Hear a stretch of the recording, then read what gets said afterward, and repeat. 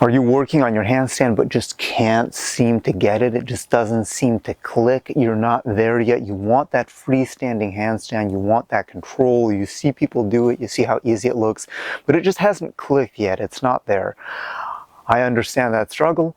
I've been there myself. I've worked with many people who have had that struggle and had to overcome it. So what I want to offer you today is a few reasons why you may not be progressing in your handstand, and not only the reasons, but also some solutions to offer so you can build your handstand practice, you can get those skills that you want. And the main thing to understand and remember, not only about handstands, about everything, but especially handstands, this happened once in a workshop that I taught years ago. Somebody asked, when can we expect the balance to happen? And something that you have to understand specifically about the handstand is it's not going to happen magically. It's not just going to create itself. You have to create the balance. You have to do that through conscious effort, and you build it. But that being said, let's get into it. So top reasons why you're not progressing in your handstand practice yet. Okay, first reason is conditioning. Maybe you're just not strong enough. Maybe your body is not conditioned enough. I want to get this one out of the way because to me it's the least interesting topic to talk about, because there's no quick fix. If you're deconditioned, you have to build up your body. That takes time, but it may be a factor. So basic strength you want for the handstand. Not super necessary, but if you can do a few push-ups, it's helpful. What's more helpful, one of my favorite conditioning exercises for the handstand is the handstand wall walks. So if you can do a few reps of this exercise in a row, that's going to be very helpful as far as holding handstand. If you can hold up against the wall for a minute or so and it's not super difficult, it's something that you can control and that you can do consistently, that's going to help a lot because it is a physical skill. And what ends up happening is if you're not physically prepared, it's going to be more difficult to understand and assimilate that technique because a lot of your focus is going to be going towards how hard it is to hold it. So yeah, make sure you have some handstand conditioning. If basic handstands against the wall, or you can do different progressions, you can do pike holds, you can do all of this stuff. But basically, if it's taking a lot of effort to hold yourself up on your hands, it may be worth just taking time and getting stronger before trying to focus on all of these other technical elements. Next reason is going to be your wrists, especially as an adult. If you haven't trained or been used to putting your hands on the floor and taking that weight, you have to build up your wrists. That also takes time. There is technique involved as well with how you place yourself and the angle of the shoulder, but generally you have to get used to putting weight on the hands. And what helps a lot, that's often a pitfall in a lot of adults practice, is do you actually warm up your wrist? Because a lot of times the answer is no. So you have someone who just hasn't trained that part of their body within this capacity, trying to jump into the handstand and then complaining about wrist pain later. And in my workshops, personally, I do a very long wrist warm-up, probably unnecessarily long for like a daily practice, but I've gotten so many comments about how people have never stretched their wrist that way and how much better their handstand practice and their wrists felt after doing it. So my recommendation, if you're getting wrist pain, if your wrists are stiff, make sure that you warm up your wrists properly every time you train. I have videos on this. I have a whole Vimeo sequence as well where I go into all of the exercises I use in detail. But at the very least, especially if you're new to the handstand practice, I would recommend warm up your wrists every time you train, at least for a couple of years, because then once you know your body better, you can do less of that. You can understand how much wrist warm up you need, but it's good to do a warm up. Warm up doesn't have to be super complicated. You can do some grip work, you can do some rotational movement, putting the hands on the floor in different angles, different capacity, different pushing movements to strengthen the wrist. But all of that goes a long way because this is a small joint and it needs to take all of your weight. And again, if that's causing you issues, it's going to make it a lot harder to learn the technique of balancing on your hands. So make sure your wrists are good. Another really important factor is being comfortable upside down. You have to have that body awareness and that proprioception to still know where your body is, even when your ass is above your head. And if you're an adult and you haven't spent time doing that, it's going to take time to develop it. My suggestion here, even though I don't think it's super useful for developing the handstand itself, this is where headstands and forearm stands, kind of those more basic balances, can come in, because what it allows you to do, if I'm in a headstand, is I can spend a lot more time upside down with a wider base of support, and I can just get used to holding that. And the more time I spend upside down, the more comfortable I'm going to be upside down. And then when I actually do the handstand, that awareness helps, because the more aware you are, you have to have a fine-tuned sense of where your body is in space and how to adjust it. So the more time you spend upside down, the better. Same thing, forearm stand, if you don't want to put your head on the floor, much easier than a headstand. Wide base of support. Balance isn't super difficult to go as slow as you need to, but even though these exercises aren't direct handstand progressions, you can spend a lot more time upside down when you do them, and then build a comfort and awareness upside down, which will help with your overall handstand. Another factor that can hold many students back is the fear of falling, especially falling forward. So basically in a handstand, you have 2 points of support like this, which means at any point you're either falling backwards or falling forwards. Falling backwards like this means you can land on your feet pretty easy, so that's generally a safe direction.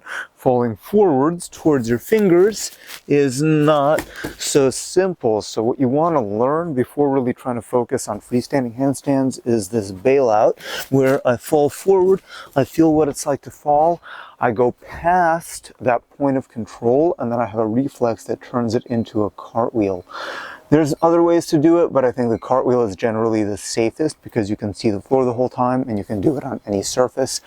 You have to learn to bail out because the actual balancing point, the point that you're going to be the most stable within your handstand balance, is right before you tip over. So you have to have a good understanding and awareness of that, not freaking out and being okay with going too far, because that's part of the process. Another issue that many students have that can hold them back is handstand alignment. Now, I generally try not to subscribe to this is right, this is wrong, but there's a certain alignment in the handstand that will help you hold it easier, and that's the vertical alignment. So, best way to work on that is generally chest to wall, get relatively close, and then try, so what I'm trying to do is keep my hips and feet touching the wall, and then push my upper chest into the wall. So what I don't want is this, I don't know how visible it is from that angle, is the mini planche, anything where it's a broken vertical line. You want the arms to be vertical like this, meaning they're shoulder width and my elbows are straight, and then vertical like this, where from the profile they still make a vertical line. Everything else you can fudge and you can figure out, but that vertical line through the arms is super important because it allows you to hold using your bone structure.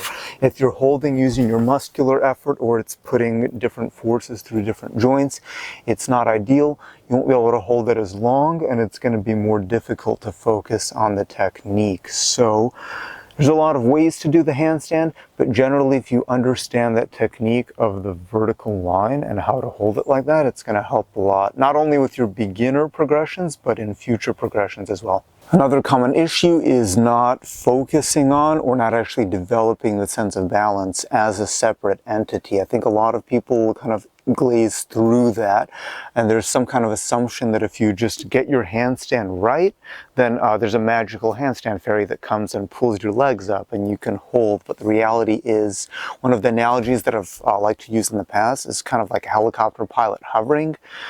I don't know, I don't fly helicopters, but I assume that when a helicopter hovers, it's not the pilot letting go of the controls, it's quite the opposite. It's the pilot making all these fine-tuned adjustments against the wind and all of that in order to hold steady. So the balance doesn't randomly happen, it's created, and there is a path and a way to create that. I'm going to go into it in a very quick way, but basically most of the balance in a handstand happens through this movement, flexion, extension through the wrists and the fingers, and that happens as a response to falling in a certain direction. So you fall forward, and then you make a response with the hand to come back to center, and you fall in the other direction, and it's a constant thing that usually happens several times a second. If you just do handstands over and over, you might develop that, but you might not, because you're trying to do too much at once. So the best thing to do is to isolate that. And the exercises that I typically use, you can find these in my YouTube and my ebooks, all of that, is first just hands on the floor. Feel that weight distribution from the heel of the hand to the knuckles of the hand to the fingers, back and forth, and feel how you can change that by moving the hand. And then you can do that with some weight in the hand, and then you can do that in your wall handstand. And basically you want to feel that you can move your feet away from the wall, not by kicking off the wall, that's the impatient way to do it, but by changing very subtly the weight distribution in your hands. I don't know how visible that is from that angle, but essentially controlling the whole body using the wrists and the fingers. And the most difficult part here is just to be patient. It's the most difficult way to come off the wall is to use the hands, but it's the one that you're actually going to be doing when you're in a freestanding balance. So you just have to be very patient, go very slow, and develop that sensation of you control your whole body using your hands. But it's very small, very tiny movements.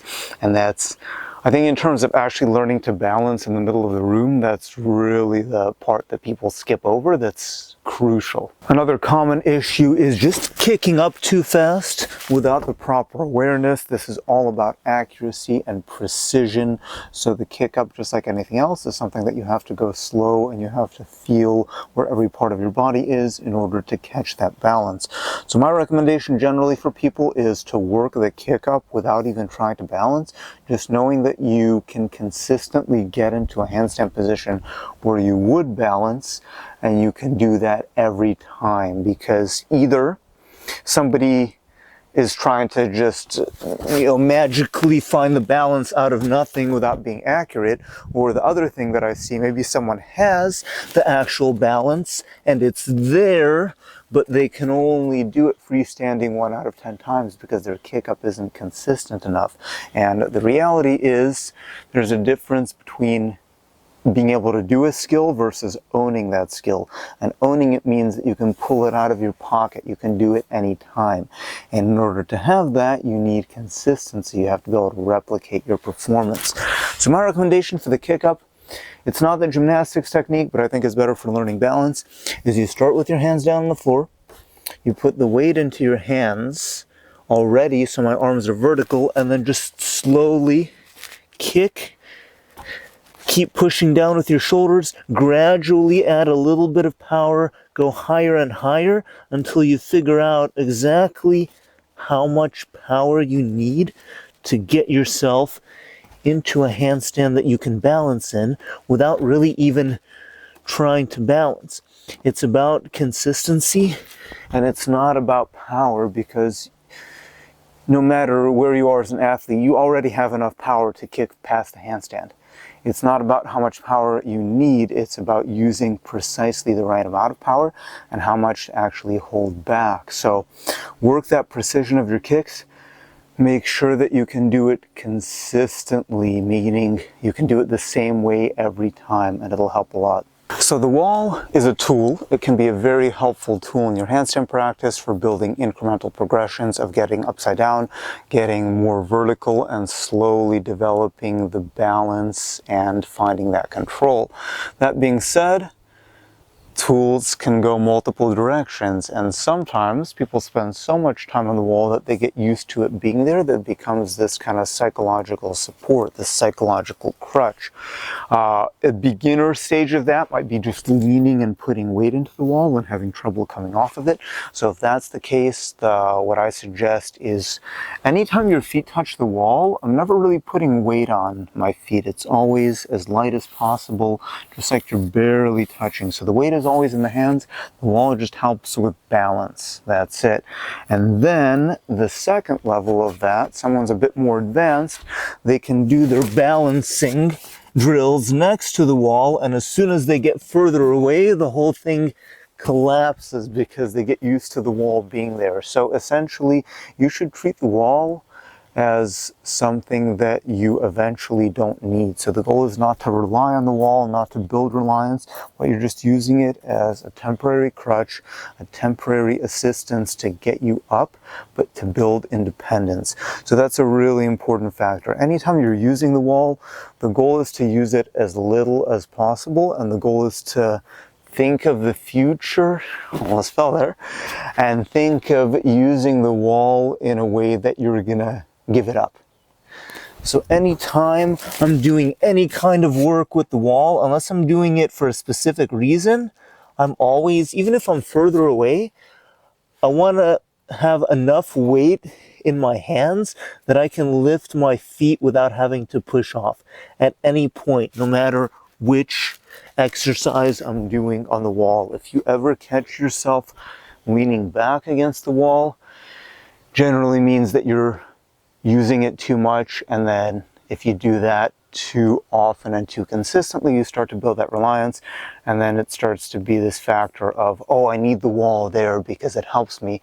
And then you get to this point where you're balancing on your own, but only if the wall is there, and then that's a psychological reliance, which, hey, you're balancing, but the goal is to be completely independent. So make sure you're treating the wall in the right way. And then final concept for this video, this is the real talk. Are you actually training? Are you actually training handstands consistently? Because the thing is, if you're only playing around with it once in a while, that's fine, but it's unlikely that you're going to see the progress that you want. This is a skill that you really have to be consistent with because it's so precise, it's so fine-tuned. There are a lot of these variables that you have to be aware of, and there are a lot of these variables that you have to be aware of eventually subconsciously that you have to be able to adjust for without putting that conscious thought into it. And that takes consistent practice. And essentially, like if you're only training once in a while, again, it's fine, no big deal, right? It depends on what your goals are. But if your goal is to get better at the handstand and to get consistent, you have to train it consistently. My recommendation, very general, 3 days a week. If you can get at least 3 sessions a week in, that's probably the minimum for consistent progress, especially for a higher level handstand training. Once or twice a week is probably not enough. The more you can train within your body's limitations, the better it's going to be. Because one of the analogies that I like to use, it's like imagine you're playing a guitar and you tune it a little bit every time you play it so it sounds right. And if you play it every day, you only have to make small adjustments to the tuning, right? Maybe one string is a little bit off, but generally you can play it consistently. You don't have to do a lot of work. If you only play it once a week, once a month, every time you pick that guitar up now, it's not going to sound good. You're going to have to recalibrate, and that recalibration takes time. So the idea is if you're training handstand consistently, you're going to learn how to recalibrate for all these little details, because you don't notice it when you're standing, but your fluctuations in your weight, in your balance, in your mental state, in your sleep, all of these do affect your handstand because the handstand is so precise compared to balancing on your feet, and you're learning a new thing. So it's just one of those, I'm repeating myself a lot, but if you're not training consistently, you're not going to see the progress that you want to see. Nothing wrong with that, but it depends on your goals and how you want to achieve them. Just a few of my thoughts. These are some reasons why you may not be able to do your handstand yet, and hopefully it gives you something to think about, maybe a hole in your practice that you weren't aware of, something that you can improve upon, and hopefully you can get that going. You can fill in those gaps and you can get the skills you want to the level that you want them, and that's a very fulfilling thing to be able to do. So if you like this video, give it a thumbs up. If you want to see more content, let me know and I can try to get that out whenever. Subscribe to the channel. Share my videos because that helps me out. Feel free to help support me financially by purchasing my ebooks, my online coaching, workshops when they're available. Other than that, yeah, leave a comment below. Let me know what else you'd like to see, and I'll make another one of these videos at some point.